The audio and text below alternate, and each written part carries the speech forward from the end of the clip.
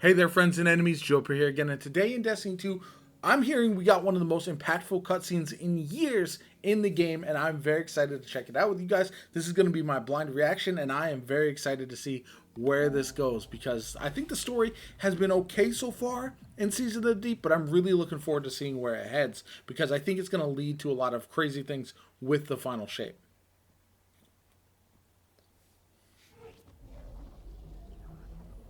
Okay, more lore with Sloane and our giant Leviathan buddy. I love Sloane, by the way. Our minds are one, linked by the darkness, but only for a moment. I must borrow Sloane's voice to speak my words. Please, heed them well. I'm heating them. I'm heating them. Also, one of these cutscenes. I like these a lot. Can confront the witness. You must understand it. The witness's first victims were once like you, struggling for survival, bolstered by hope, until their hopes became reality. They called it the The, Gardener, the the Traveler. deity of life. It ushered them into a golden age. For eons they prospered, but their newfound god never spoke to them. Same. It lavished them with gifts, but not with guidance. And though they lived in paradise, they came to crave a greater purpose. They desired meaning, structure, a winnower, to shape the garden. The Witness, I'd imagine. Scholars discovered that the gardener shared a connection with another entity among the stars.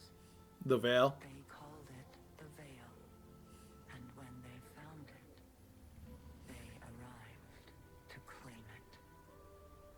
They already knew much about the light, how it could bend the laws of the universe and create life.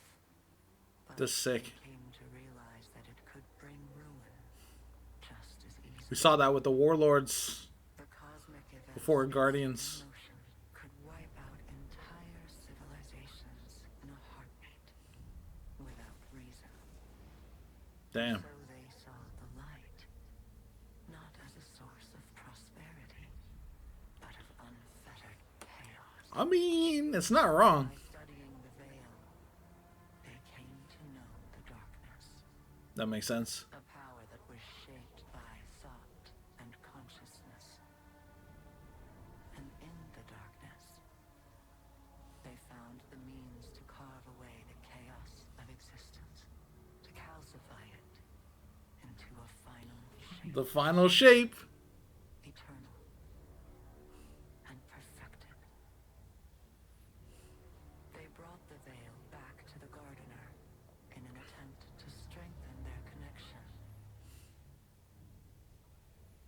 There, they could reshape reality itself. I mean, that's a lot of power, man. The gardener would not allow it, and so it fled their world. But they would not be deterred. Oh, man. Having witnessed the truth in the darkness, they used its binding power to merge themselves into the salvation they craved. This is the Witness. Thus began the witness's pursuit. Its campaign to impose meaning on a meaningless universe. One that is nearly at its end. Okay, that is mind blowing stuff. So I'm going to talk about it in a second, but that's crazy. So we know not only the history of the Veil and the Traveler and the Witness now, but also the dangers that the Traveler poses, as well as the power of the Veil to harness the darkness. So,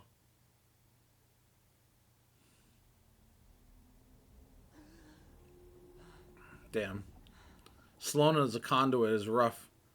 I worry about her for sure. I feel like we're gonna lose a lot of characters heading into the final shape. So that was crazy, honestly. Stop right here. They they brought the reality. Yeah. Overall, insane cutscene, honestly. Uh, some things that I think are important going forward. Obviously, now we know what the veil is, right? A lot of people are clamoring that for this to have been the final cutscene of Lightfall, but I feel like Lightfall was the story is what it was, right? It was meant to be about Neomuna, about figuring that part out, taking on Callus. It wasn't necessarily meant to be the culmination and the full exposure of the veil. It was supposed to be the initial seeds planted, right? The veil, I think, was just like a thing we found that was going to lead through the rest of the year, and that's what we're finding out now. And then we'll obviously learn more throughout the rest of this season and the next season as well. But I do find it interesting. So, a couple things that I'm very curious about is how they're going to get us back aligned with the witness or the traveler, or is the traveler going to leave and then take its power? I don't know. That's going to be very fascinating. What's going to happen with the veil after we confront the witness? What's going to happen with the witness as we ultimately go face to face with him as well?